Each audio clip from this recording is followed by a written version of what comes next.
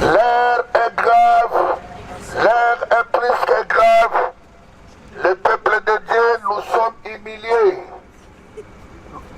La pays nyonso ya Afrika baboyi bino, peuple ya distraction. Bajene bobima na baeglise ya bapastero na balandi bino na poto. Bopesaka bango badimi ya ba $250, bango batongaka na mboka. Makambo biso toza kosala, il fallait bapaster bazala o ebele. Bokoto. Bamama boya kobundela mabele. Nayebi ke bosombi basirasi ya liwa na poto. Mabele ya mindele eza ya bino te. Bandeko na ngai bajeune, avenir ya lobi eza na maboko na bino bajeune. Bokoto. L'heure est grave, l'heure est plus que grave. Chilolo assassin. Chilolo il dirige rien, il contrôle rien, il maîtrise rien. Bomona l'élection nini batutu na ba machine à voler. Ata bino moko diaspora. Ata bino moko yango boyaka poto bo s'intégrer te o bendenge nini. Bosomona makambo nyonso polele.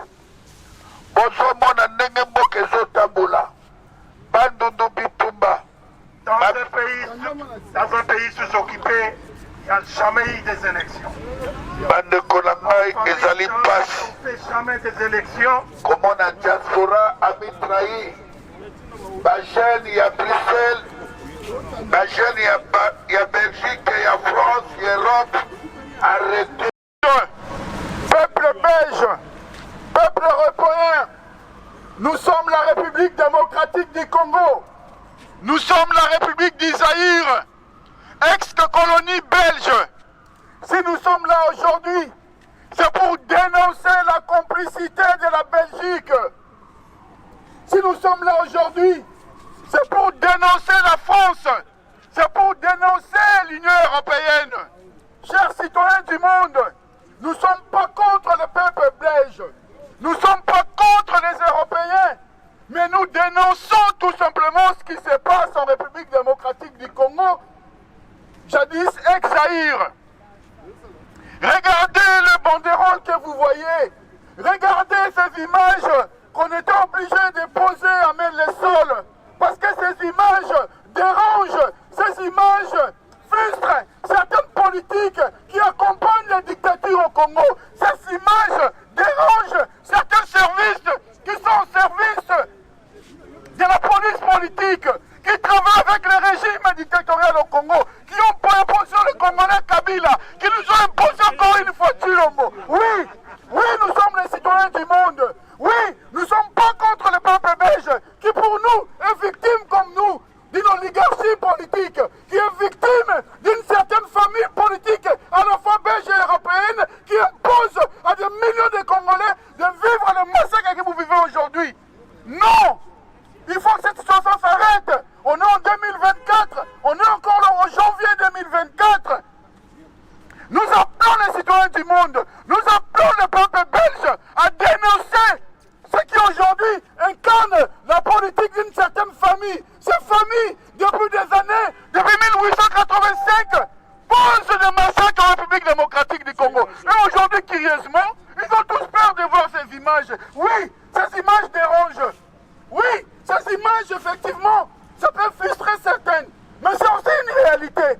C'est aussi le quotidien que vivent les Congolais. Je vous invite à prendre ces images. Prenez ces images, partagez ces images. Nous sommes les légalistes, nous sommes les pacifistes, nous sommes les citoyens du monde. Nous ne sommes pas contre la Belgique, nous ne sommes pas contre les intérêts de l'Union européenne ou de la Belgique, mais nous sommes contre cette oligarchie. Nous sommes contre cette oligarchie qui est en train d'encourager le massacre, qui aujourd'hui a pu construire une police politique. Cette police politique empêche toute liberté d'expression. Qu'est-ce qu'il y a de commun avec les Congolais? Tomoni awa na port de Nami un message pour Namakambo les Kanamboka Nabiso à propos des élections. Nous avons battu chérie. Nandé Tomoni qui est Félix Tshisekedi avant de signer. Va pas signer na Congo. Tandis que Biso Mona nous na Est, Bazo Koufa, Bazo Kima, Bana place au Kendete. Un message pour Namakambo en fait. Merci Ndeko, nous avons présenté Papi Kawaya, chef d'état-major, combattant de la liberté basé précisément à Paris. Toye lelo à la porte de la mire pour manifester colère na biso ya hold-up électoral au Lingesama na Congo. Balinga avalé biso et loko oyo biso to voter te to salité ba ko c'est la biso que no biso diaspora précisément au basé na Belgique, awa na Paris. Na France, que biso to voter 100%. Non, biso to voter c'est du mensonge. Yango présence na biso en décotoro de mentir yango. Hold up wana et ko sala maté et ko le kabongo te. Wana isa élection te, wana isa c'est du tricherie, c'est du blague. C'est ça. Nous avons besoin de cette merci beaucoup. Bon, à part ça, un petit message. Nous avons lancé le peuple congolais. Le peuple congolais, mets-toi debout. Téléma la Mouka. À ce moment, il y a des pourparlers entre le gouvernement israélien et Benjamin Netanyahu et le gouvernement Nabiso. Il y a la déportation, il y a peuple, il y a Gaza vers Kisangani. Toloba non, non, non, non. Batouana, Toza, même culture, te ba opéra quand n'est mon abisoté. Toboya ya ngotol ba non, non, baloya na mboka na bisoté. Merci, Ingeta. Et au niveau de l'Afrique, nous sommes en danger. Nous sommes appelés à disparaître. Un peuple qui est appelé à disparaître doit se réveiller. Il faut totalement. C'est une complicité énorme. Prenons-nous au sérieux.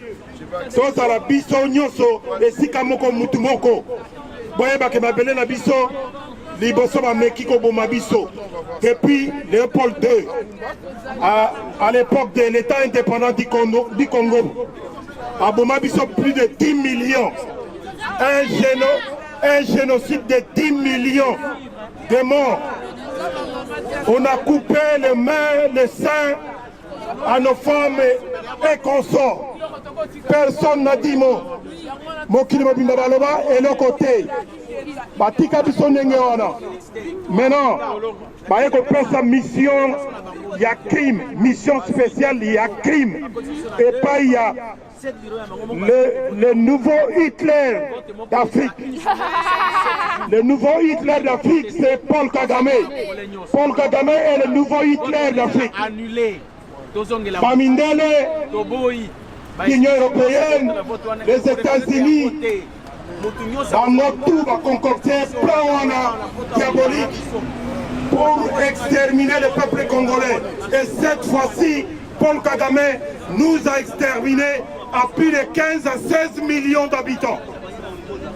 Trop c'est trop, Bande Golandaï. Trop c'est trop.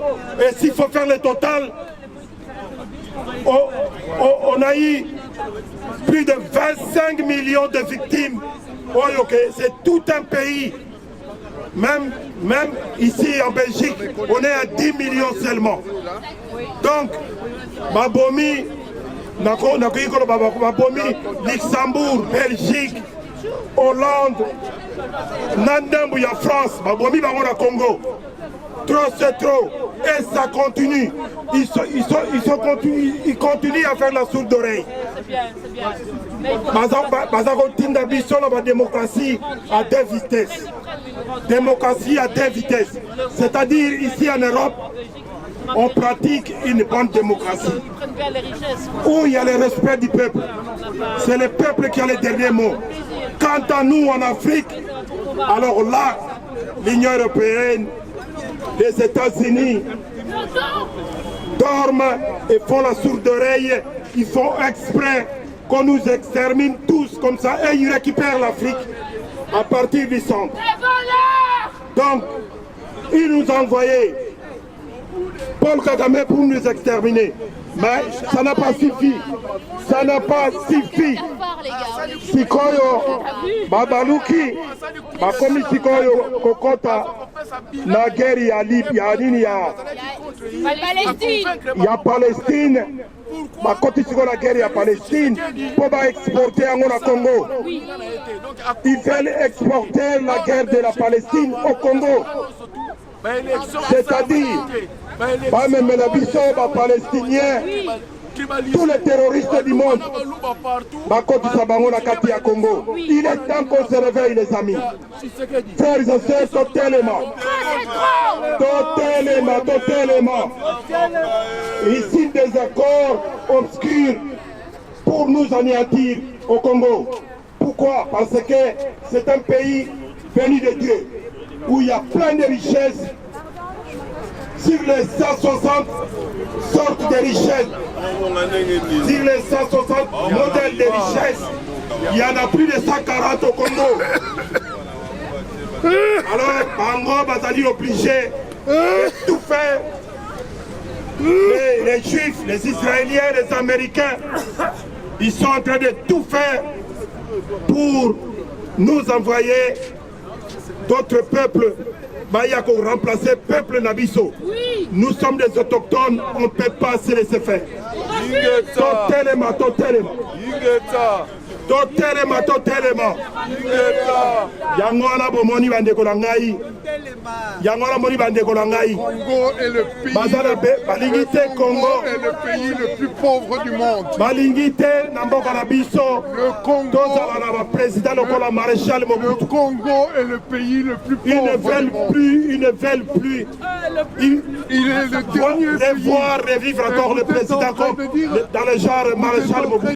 Continuez à accepter des dictatures de la porte de Namir, un message pour l'élection de Kanamboka Nabiso, pour mon tricherie, et un message à Marambo, tout le monde qui est Félix, qui est accepté, qui accueillir les Palestiniens dans le Congo, tandis que tout le monde a un problème, dans l'Est du Congo, il y a une guerre qui n'en finit pas, il y a même une place à Okendete, mais il y a un bateau, il y a même pas tout moko na bango azonima koyamba bango na mboka na biso un message mai biso diaspora ya solo nde biso totelemi lelo diaspora oyo eza non tribal diaspora oyo ezoluka préserver baintérêt ya peuple congolais la vraie diaspora nde etelemi lelo mpona kodénoncer braquage électoral oyo touti kokonaître wana ezalaki baélection te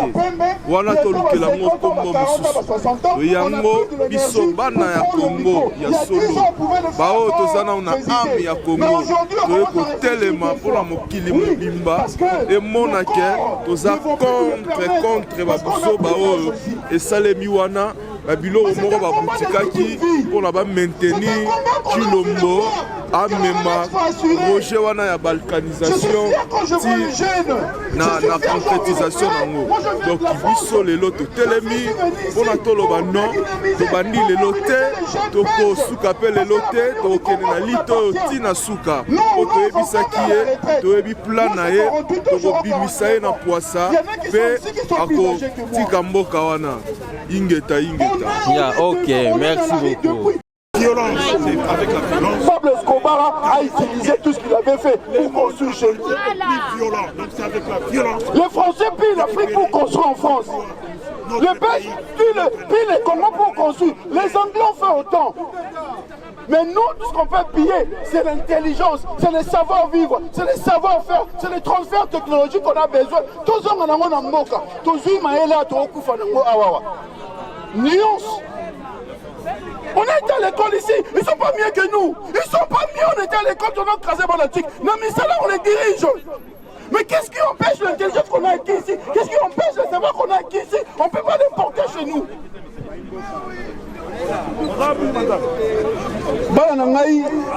Ma soeur Nangaï, tout ça, l'avenir du Congo vous appartient.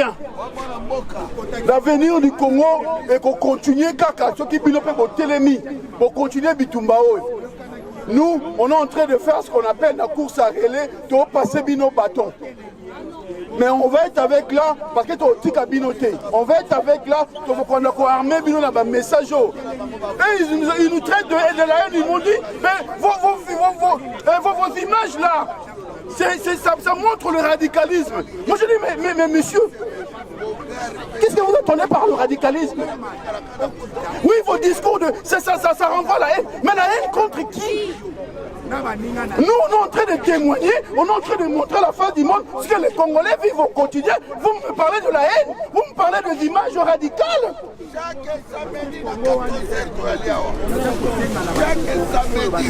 Tout ça parce que, oui, il y a une certaine famille belge qui gère la politique belge depuis des années, de père en fils. Papa Zalaki, Apesi Moanae, Apesi Kokonae. Et ces mêmes familles-là ont développé des ancrages avec certaines familles politiques au Congo qui nous opposent de père en fils, de fils en fils. Tosuka Wapi.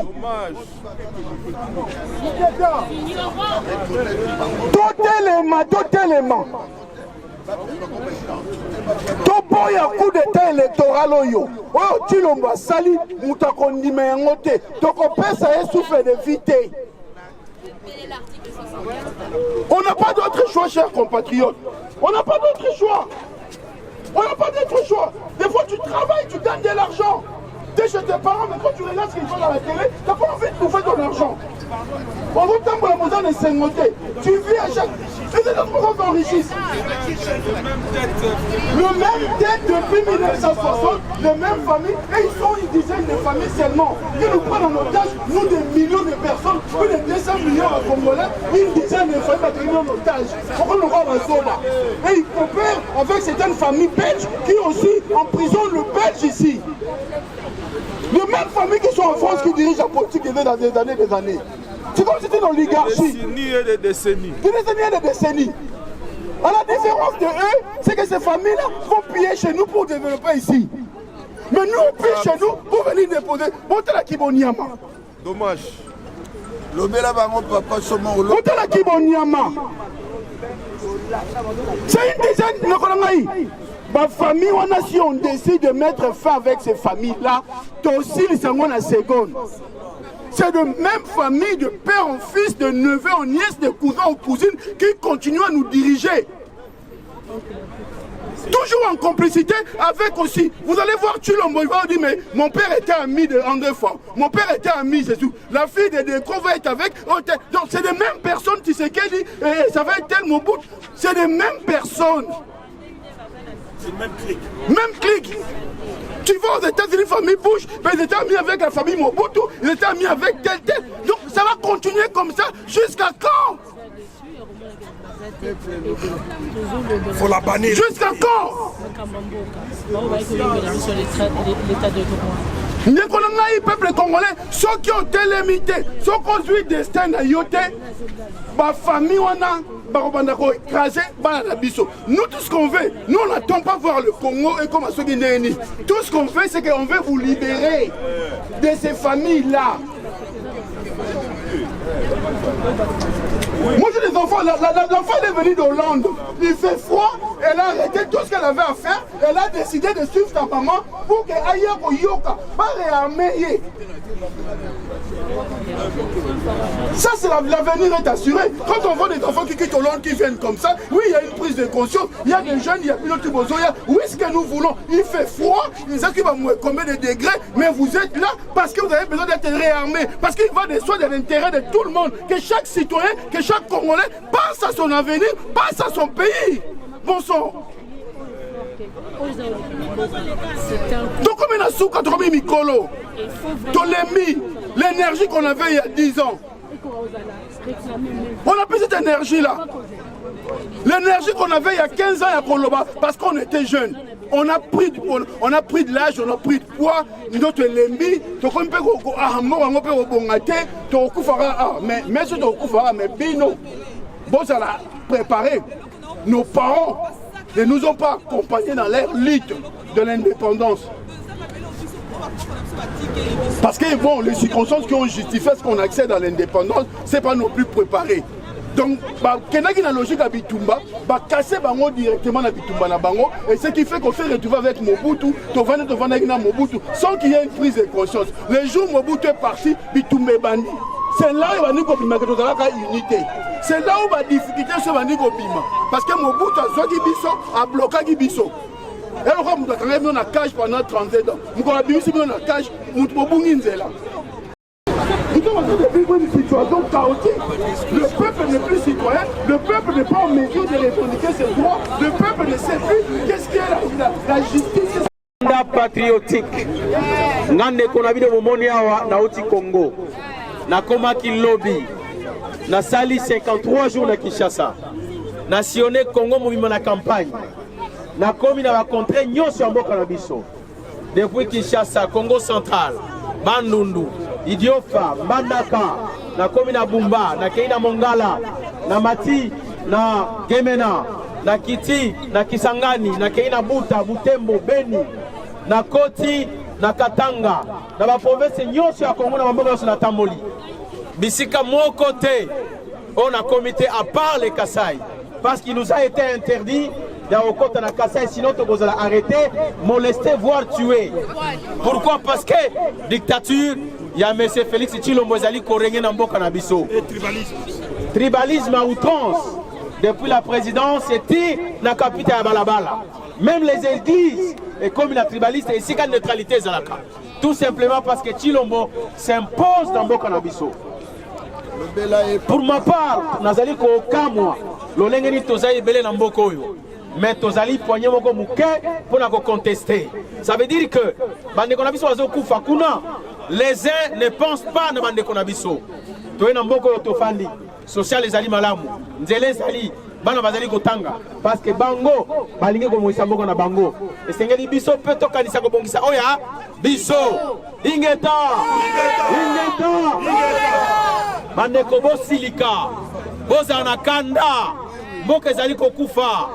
Lelo na mboka na biso tozana makoki ya kosilisa bitumba te oyo esali presque de 30 ans, plus de 12 millions de morts.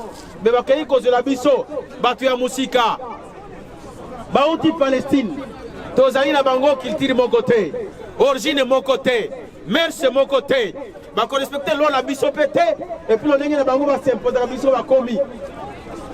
Lelo Tshilombo andimi akende kosala ba accord contre nature. Ba me bato ya musika ba ko fande pa na biso. Bande ko ngai ingeta. Ba Rwandais, ba Burundais, o bazali na Congo. Tozo ko ko benga na bango te. Bongo ba Palestiniens. Est toko ka bango? Ingeta. Dalingina mona tosiliki. Dalingina mona tosiliki. Attention ki batu baye mibale. Na mibale wana toko tambula, toko silika, toko loba, toko contester, tina suka mokili ekoyokana. Ingeta. Makambo etali élection.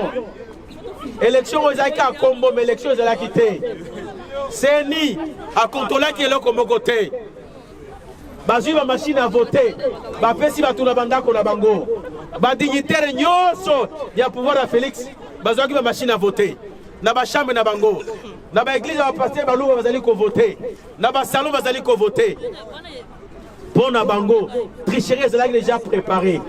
Kadima akoloba na biso loboko ya malonga ezali te. Les premiers jours ya vote. Nga azaki na Lubumbashi. Nazaki observateur à chef de la ville de Lubumbashi pour la compte à partir de Bisso. À partir de 22h, tu collectionner ma donnée nyonso sur la République. Kadima Atali, Félix Azali, même pas à 12%. Akei Kolomanaye Mokozi. Et c'est impossible qu'on proclame au victorieux. Parce que le peuple a désavoué. Jusqu'ici, Moutozali Komatali Kolo Zali Katumbi. Ouais, la Nié Fayoulou. Voilà ndiye Mukwege. Yoza na se. Félix alobi na Kadima. Na pesio bakare minye na Tanganyika. Lelo komi mutu na misolo. Voyez pourquoi na tia ki wana. Olinga te. Arrange-toi avec ton équipe. Il faut proclamer un vainqueur. Ingeta.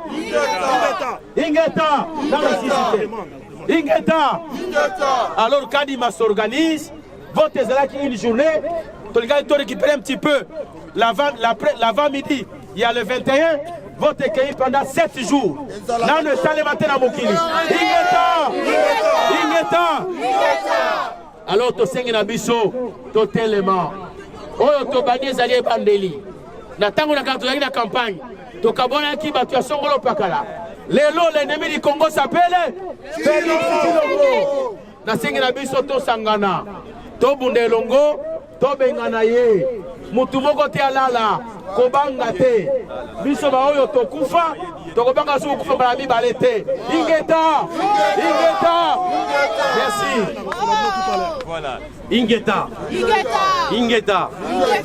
nakosala kamwa rectification moke na ndenge ndeko ensemble auti koloba fayulu atambolaki ye moko à travers les Congo bomoko fo ezala tolingi te toka ba discours ya o Katumbi mutayi ko mener o Fayulu mutayi ko mener le Congo est en train de partir ngai pe na koloba ke Fayulu mutayi ko mener et comme même sur ba diversion. Le moment est venu, Bissonio Soto Zalabomo, Bomoko, Ponanini, Po Congo, tout récupérer Congo. Totika discours ya Bokabwani. Un tel a mené, on n'en a plus besoin. Ma belle est tout ça qu'on est là. Toko Senga na Bisson Nyoso. Ngai Nazalaki observateur d'ambassade ya France. Touti Paris. Tomonaki Oyo, Bamona raté. Nazalaki wana ambassade Komaki Mou Pompa. Ambassade ya RDC na Paris et Komaki Mou Pompa. Il y a eu 99,9%. Il y a Bande Konabiso à Kassai. Je ne suis pas tribaliste, mais c'est ce que j'avais vu ces jours-là. La Kanagi Mounogopo, Bako Betayo, Babaki on a scène, ni vu ni connu. Je suis rentré chez moi, il était quoi? Il était 4 h du matin. Ba train za la quitter, ba métro za la quitter, na vu taxi tinandam. Ba moni ngai ba bi tala reprendre ya Fayulu yeyo, afio to lambanga na etoko betaye awo. Mais na kangaki munoko ngai, na moni oyo ba mona kate, na ko senga na biso nyonso le Congo est en train de partir bande ko ngai. Moi j'ai vécu makambo on a eu ko ba mona kate naba salle ya vote. Il y a eu un pasteur qui s'appelle Mukuna. Aye ko fanda wana. Babiso out na Bruxelles. Batouana baza au Kota, ba outi Bruxelles, baza koya ko voter. En France. La France. Baza ko tunda ba maman ba 80 ans, ba banamike baza koya. Ba mususu na ba portable na bango avec la photo ya nini ya carte d'électeur.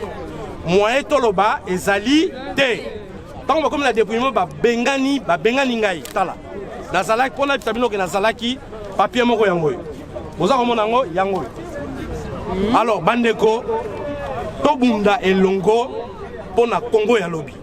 Lobby va retourner à Bisso, Banana Bisso, Bakoko na Bisso.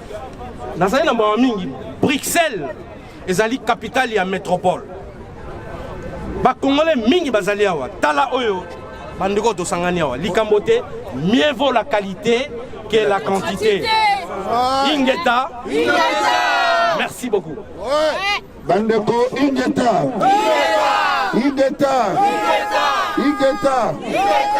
Bandeko toza kobanda kotambola ti ndenge tolobaki. Moto moko a découragé bino te. Tokoyoka na biso tuto aliawa. Lumumba kufelaki mabele, Kimbangu mabele, Mobutu mabele, Bakoko na biso mabele. Na moment oyo toza na 7 millions de Congolais bazola la Libana na est ya mboka. Na moment oyo entre Bandundu na Kinshasa Zele et Katani bande konangai eza likambo ya moto moko te. Lelo eloko esangisi soa ezali mabele moto tout à sa mobilisation chaque samedi na 14h to bando kutana awa chaque samedi na 14h to bando kutana awa et exemplaire na kama église à Porto c'est fini tozo senga boy bande kona biso abandonné bana ya Bazai bana Kasai occidental bana Kasai oriental bana ya Katanga na Chaba bana ya Osaï Équateur Kindu biso tout tata bo mama bo ekolo bo bo motako kabola biso asante motako kabola mabele asante Kilana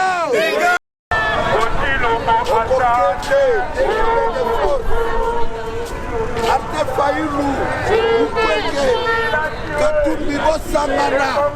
Les Congolais, nous demandons la démission.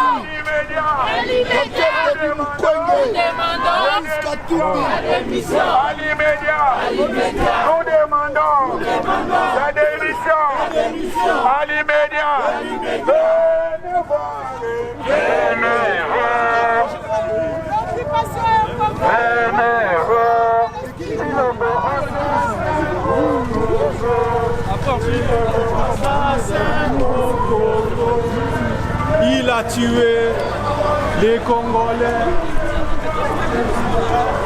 Ilombo assassin au Congo. Ilombo assassin au Congo. Il a tué les Congolais. Il a tué les Congolais. Nous demandons la démission. À l'immédiat. Nous demandons la démission. À l'immédiat. Demandons la démission. À l'immédiat. Silombo Moïdi à Bongo. Ayo. Silombo Moïdi à Bongo. Ayo. Silombo Moïdi à Bongo. Ayo yo. Silombo Moïdi à Bongo. Ayo yo. Ayo yo. Bisobana Congo. Silombo Moïdi monene. Ayo yo. Ayo yo.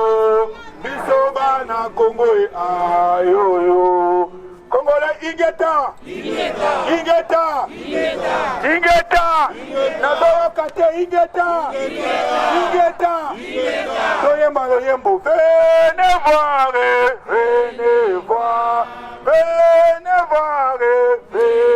voir. Tilombo assassin au Congo. Tilombo assassin au Congo. Il a tué les Congolais. Il a tué les Congolais. Nous demandons la démission. À l'immédiat. Nous demandons la démission. À l'immédiat.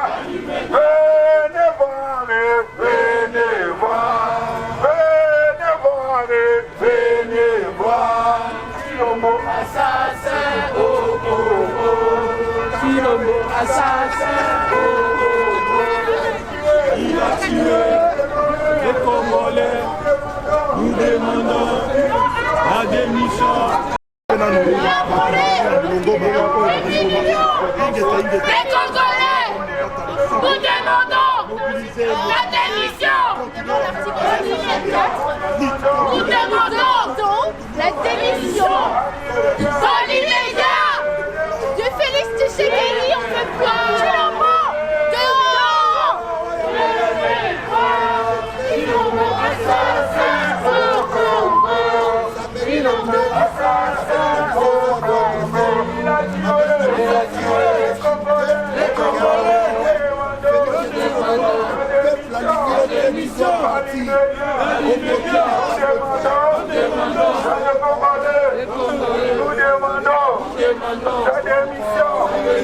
À l'immédiat, il y a Tilombo à Kende.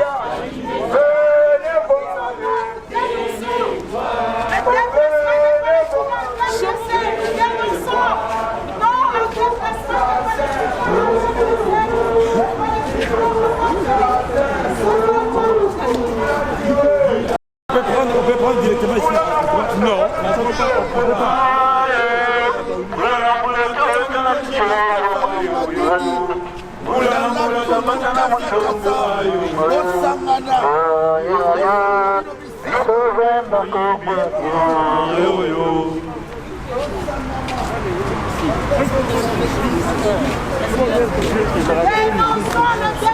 Le peuple palestinien en RDC. La violence faite à la femme en RDC.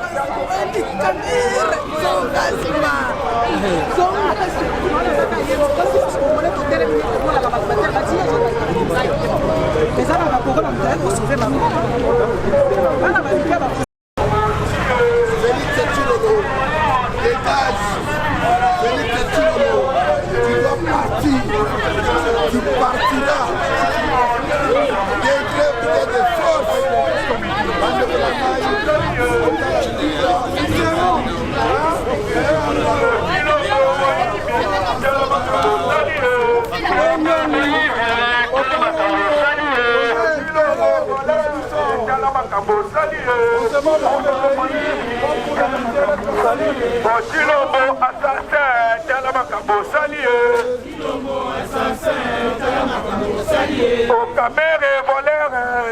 Méchant,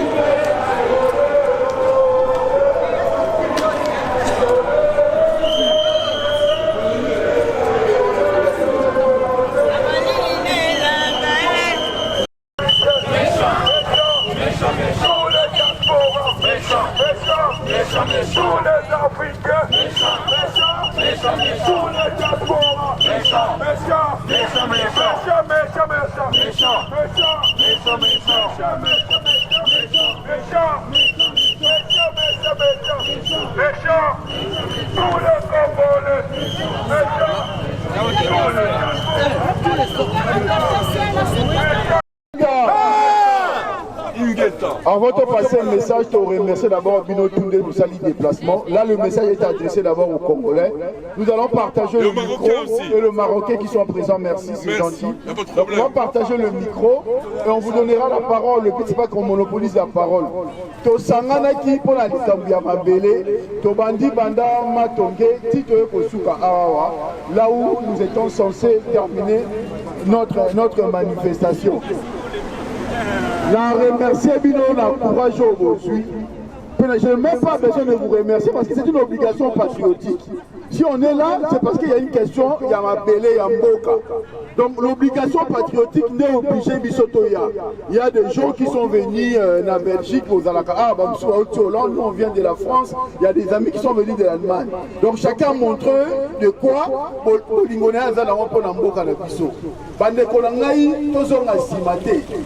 et c'est la manifestation à l'Iboso, il y a un mais ça est sous-caté. Nous avons pris l'initiative d'organiser cette manifestation de manière régulière. Donc on fait tous les samedis jusqu'à ce que ma caméra bouge dans Mboka. À 14h. Ouais. On va se réunir tous les samedis à 14h à Matongé jusqu'à ce qu'il y aura une solution. Ouais. Ouais. Et au niveau de la France, le 13, samedi prochain, le 13, on va être aussi, on va faire pareil. Soit on partira de Châteauroux jusqu'à la République, on va voir avec les amis comment on va s'organiser. Mais on fera en sorte que, quel que soit le nombre de personnes, mais qu'on reste dehors et vigilant jusqu'à ce que les choses vont évoluer au Congo. Pendant qu'on a eu un moment de unité, nous voulons voir à ce que le peuple congolais n'est au Sangani, n'a pas leader au Congo va Sangana. Ce qui est important aujourd'hui, c'est dire que nous avons tous un ennemi commun, et Chilombo doit dégager. Donc il n'y a plus de question, il y a Ngaï dans le Congo, tout fixer objectif, mon corps pour dégager Chilombo. Chilombo c'est un malheur pour le Congo. Regardez, le monsieur est en train, il a presque signé l'accord, il y a des portations à Gazaoui pour le Congo. Cet accord a déjà été signé. Oui, les Palestiniens, oui, voilà, merci maman Gisèle. Les Palestiniens, donc chacun viendra parler. Bon, imaginez que les Palestiniens, ils ont pas cité. Ils ont mis Israël. Mibali wana la bombe artisanale. Congo est la matière première pour fabriquer la bombe ndenge na ndenge. Congo est na or. Kozwa 100 000 mibali wana. Soki baye na Congo. Toutes les puissances arabes, le monde arabe, vont soutenir Bango. Donc, c'est comme si au Congo, on créait un territoire propre, il y a des Palestiniens. Un territoire de criminels. Un territoire, il y a des gens maintenant, un objectif dans Bango, il y a des Mbongo pour qu'il ne soit. Ce n'est pas une chose qu'on peut souhaiter. Nous devons plutôt défendre les Palestiniens en tant que peuple, parce qu'on a droit à terre. Parce qu'on a droit à comprendre dans ma bélé. Mais jamais de accepter que ce peuple palestinien soit déporté pour qu'ils viennent au Congo et ils vont se retrouver dans un territoire où ils ne partageront rien de commun avec les autochtones. On n'a pas la même culture sur tous les plans. On n'a rien de commun. Donc vous voyez comment vous avez un président on a un intérêt égoïste parce qu'il veut rester au pouvoir. Le mec se permet de s'engager, signer des contrats, tout ce qui lui permettra de rester au pouvoir. Comme avec les EAC. Continuons à accepter. Il a fait la même chose. EAC pendant une année. Est-ce qu'on doit accepter tout le monde qui peut diriger les Congo? Est-ce qu'on va accepter les Palestiniens au Congo? Non. Même les Rwandais aussi, non. Chilombo, dégage! Chilombo, dégage! Chilombo, dégage! Oui, Chilombo, il est sur la porte de sortie. Donc maintenant, c'est l'autre là qu'on doit dégager. Toza a besoin d'unité, la paix, si malheureusement, on doit partager unité, Bolinga, Congolais, et ça n'a pas d'ambition. Ouais, un mot. Varisa kukufa, oya kukufa, tokotika mabele na maboko anani. Lumumba kufa, Mobutu akufa, Tshisekedi akufa, Muzero Radezira Nguzi Karibon akufa, Moïse Tshombe akufa, Bomboko akufa, Nendaka akufa, Birindo akufa, Liao akufa, Tomakadi akufa, Etiao akufa, Papa Ngwanda akufa. Est-ce que zote ya binote? Sikoyo, génération oyo, soki to raté libération, mbokeke. Donc, les génération motos à la déterminer. Nabana nabiso. Les moment ya unité. Les moment ya kobundela mabele. Toza ko senga na église catholique. Toza ko senga na idolé ambongo. Chol. Église protestante. Oyo bazali influent. Même imam ya ba musulman. Bakoka kozala bloc ba sauver mboka na biso. Toza kosenga na ba leader o bandimaki élection wana. Dr Denis Mukwege, Martin Fayulu Madidi, Moïse Katumbi. Osala unité. Bon travailler Kinshasa. Article 60. Article 60. Yango biso tolobi boye. moto toi tomona na le portable ne tomona moto toi si mabla téléphone na tomona est-ce que bato poto bana ba téléphone tomona ba téléphone maman Gisèle l'accès téléphone non malin si quoi téléphone te le biboy samedi o ezali koya le 13 na 13h à 14h biso tukobanda lelo to badosala mobilisation na ba TikTok na ba Facebook biso pe tolekaka na ba YouTube to continuer bato bakoya samedi baleka o baye lelo to lemba te ti toleka to pe koboto l'ambassadeur. Il est temps totelema mpona mboka na biso.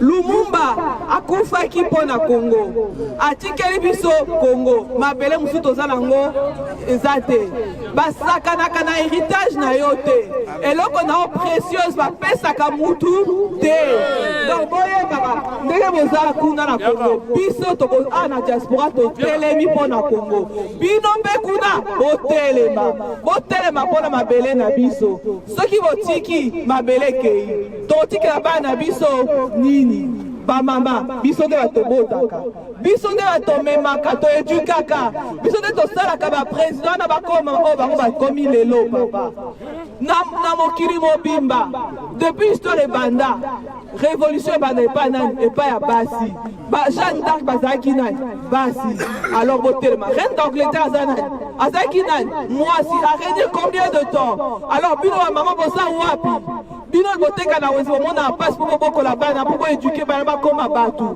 alors maman nasengi bino botelema il est temps totelema mpona Congo na biso pasi oyo ya 9 mois nasengi tobokanisa pasi oyo ya 9 mois bamama la jeunesse congolaise Lumumba akufaki na age nini na 35 atiki bana na ye mwasi nde na bana mpona Congo ebongo bino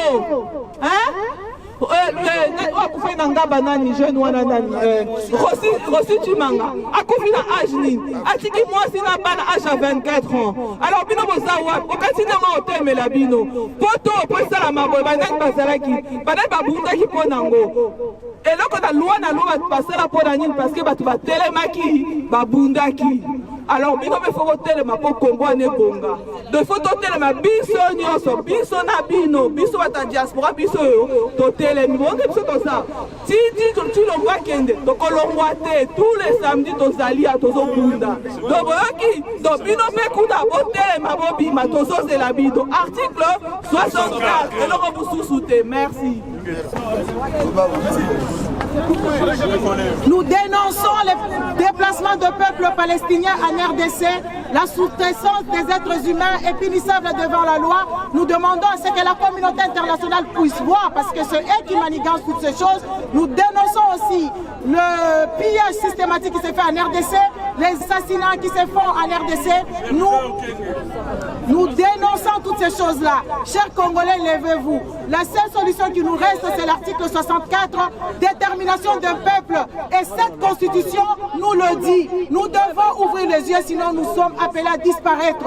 Nous devons penser à nos enfants qui ne mangent pas. Vous n'avez pas l'électricité, vous n'avez pas de l'eau courante au robinet. Et pourtant, nous possédons toutes ces choses-là. Chers Congolais, soyez dans l'organisation durable. Ne soyez pas dans la corruption. Nous avons vu comment est-ce que les élections se sont faites. Nous avons vu comment est-ce que le désordre systématique, le pillage, le détournement de deniers publics, nous voyons toutes ces choses-là. Chers Congolais, levez-vous. Vous avez un avenir avec un Congo meilleur, avec un Congo en ordre. Vous aurez une vie. Les amis, vous n'êtes pas des esclaves. Vous êtes dans votre propre pays.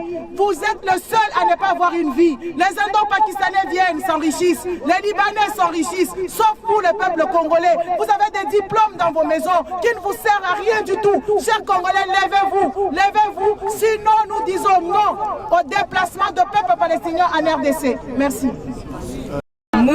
We zijn klaar met deze genocide. We hebben alles in Congo, we hebben uranium, we hebben goud, we hebben kobalt, we hebben alles. Maar toch zijn we het armste land ter wereld. Wij moeten protesteren, we moeten wakker zijn, anders gaat Congo weg. Wij, de Congolese generatie, de jonge generatie, we moeten opstaan. We moeten opstaan zodat ons land niet weggaat. Als we allemaal opstaan, gaan we op een dag weer terug naar Congo, naar ons eigen land. Wij zijn geen Europeanen, wij zijn Congolezen. We hebben Afrikaans bloed. We gaan op een dag terug naar Congo. We zijn hier niet om dood te gaan hier in Europa. We moeten teruggaan naar Congo. Nous venons dénoncer ce qui se passe chez nous. Pourquoi? Parce qu'aujourd'hui, nous avons vu les élections qui se sont passées chez nous. Et les Européens ont soutenu ces élections. Tandis que ces mêmes élections, vous, chez vous, vous n'allez jamais les accepter. Vous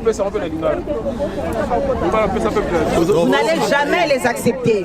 Vous voulez que notre pays change, vous voulez que nous restions chez nous ou vous voulez que nous venions à tout moment demander l'asile chez vous. Lorsque nous venons demander l'asile ici, vous nous refusez vos papiers. Mais quand même, vous faites les désordres chez nous. Jusqu'à quand on va continuer à être vos esclaves? Jusqu'à quand nous allons continuer à vivre dans cette injustice? Il est temps de nous laisser faire les choses selon nous. Si on a un peuple congolais, binobo lobby ke batu ya poto ba vota ki chilombo batu ya poto ba bimaka libanda te moi binobo appliquer article 64 ezate biso to bimi libanda to tamboli to lia mbonga Congo te tozo dépend na Congo te biso to vanda libanda mais tozo bima pona intérêt na bino liboso parce que biso to koya na Congo ko lia na binote toza musika mais to yebi ke toza na ba famille na biso mususu na RDC yango tozo telemela mais bino moko vous acceptez n'importe quoi les loto moni chilomboye ba ebisi biso yena na kadima na eke ba annuler élection na ba Équateur na ba ville mususu etc. Comment vous annuler l'élection dans la ville Moussoussou et bon dit ma bipa Moussoussou. Ce qui tricherie et là qui na Équateur etc. Ça veut dire tricherie et là qui partout. Peuple congolais, on ne peut pas vous faire avaler n'importe quoi. Bah et c'est sûr que la carte va pareil na bango bah tchaki bah code mon bah qu'on tricher. Mais comment on triche pour les députés et on ne triche pas pour les présidentielles? C'est des histoires à dormir debout. Na éviter ceux qui va passer rabino qui si na main comme là, ceux qui ça n'est ni pour accepter n'importe quoi. Il est temps qu'on au peuple congolais fongola misou. Yondo souffrir. Mboka modèle ni no bozo sanga na lipa ya kolia. Mais vous vous laissez berner par cet incompétent de Félix. Hein? Félix c'est un bon à rien. Vous les Européens, vous savez que Félix c'est un bon à rien.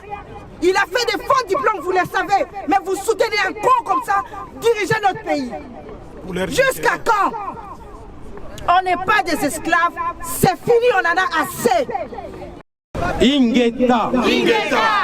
Na kolobana lingala. Oui. Po bande kuna biso na mboka bayoka mbele na za koloba. Bande kuna ngai ya Congo na est, na ouest, na sud, na nord. Ngai na toza na Bruxelles. Na la kasuna na mboka oyo na yoka malili na nzoto. Mboka oyo emema biso na esclavagisme o toza nango tilelo. Histoire na biso ezali boy. Bomoni na guerre ya 14-18. Tango mindele baza na besoin ya Congo, biso ba congolais tozalaka toujours absent. Bomoni caoutchouc o etonga Belgique. Et utaka na mboka na biso na Équateur. Ezalaka soki oyena katini moko ya caoutchouc bako kata yo loboko bamemi yo devant bana na yo mwasi na yo village mobimba bakati loboko balobi oya koyana katini moko tokosala ye ndenge tosali ndeko na bino bomonaka bakata biso maboko mbala na mbala caoutchouc wana mutu etonga Belgique mais biso ba congolais tozalaka absent. Tango deuxième guerre mondiale il y a 40-45 engindi na mokili mobimba. Mokili mobimba bazalaka na besoin ya Congo mais congolais azalaka absent.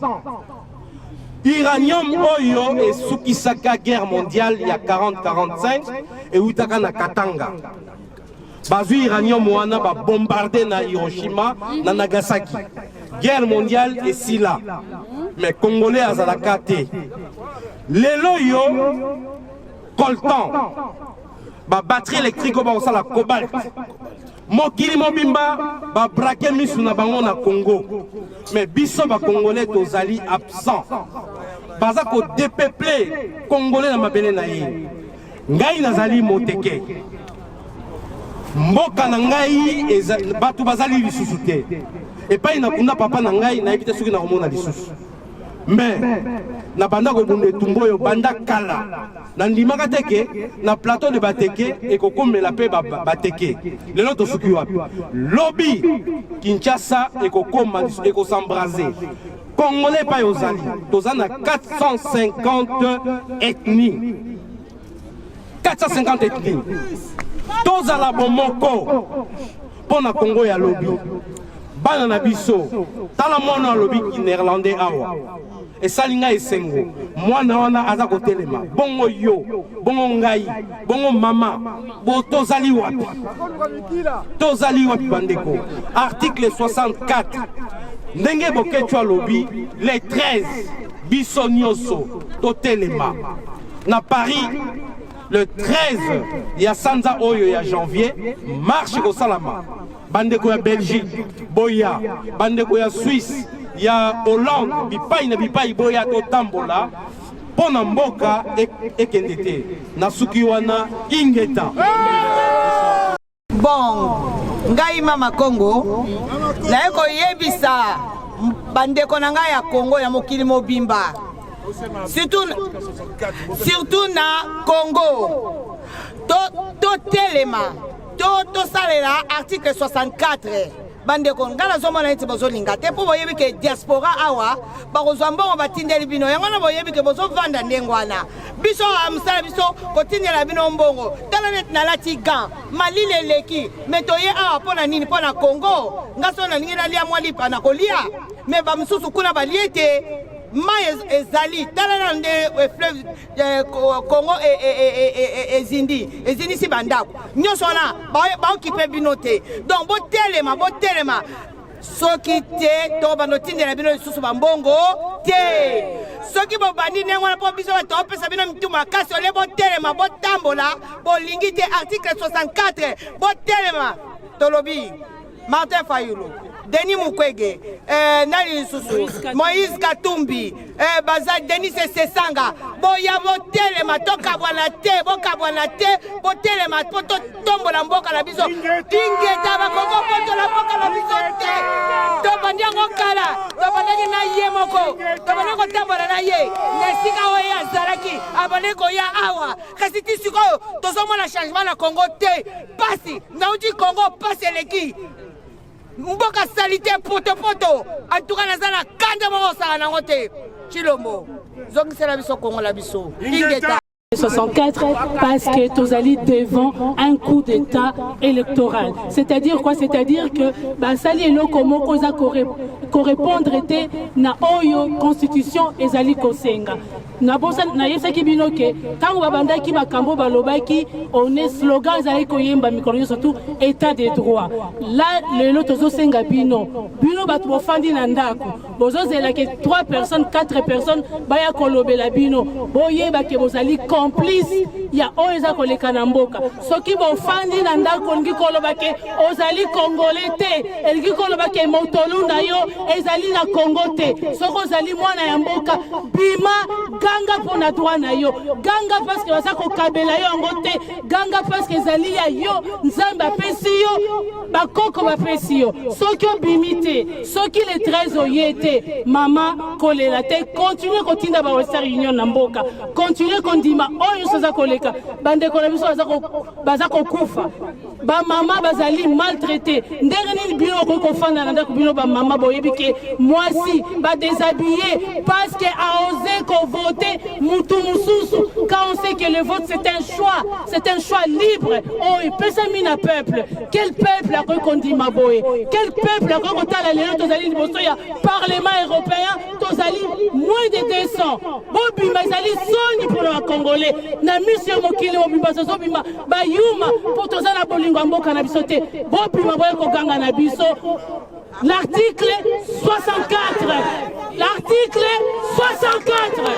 Chole protestante André Suginani Oya SSC confession musulmane Bomoni Binomoko en tant qu'observateur ce qui s'est passé na kati ya mboka concernant ba élection te sélection et kosala mascarade ya ba élection fraude massive ya ba élection bo wuti ko vivre yango bozali ba témoin bozali ba observateur yana marre ya balangage na bino codé yana marre ya balangage na bino codé religieux.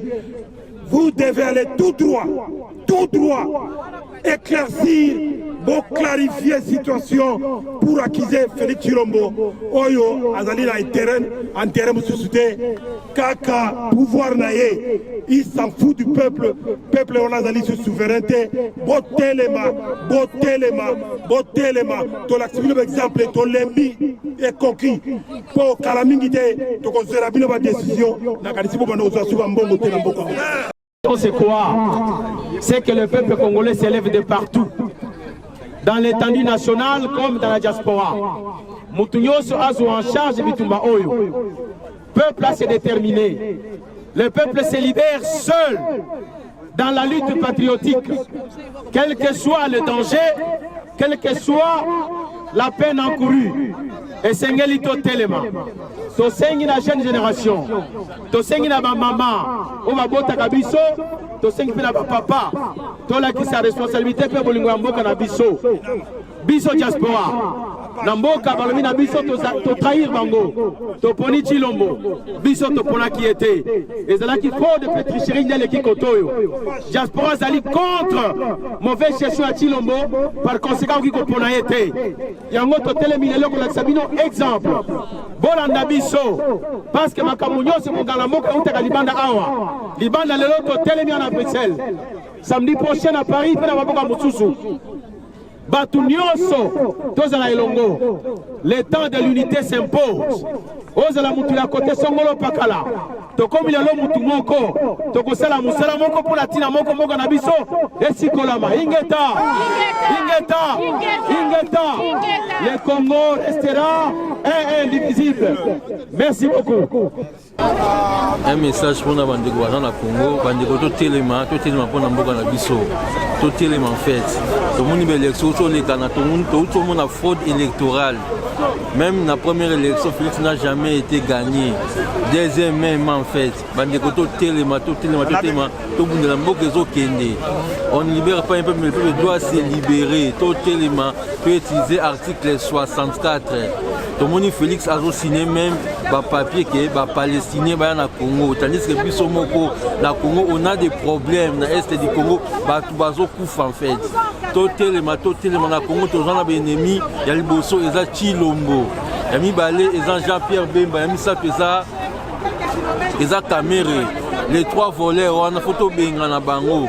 To benga na bango, ba na Congo totelema peut utiliser article 64. Merci.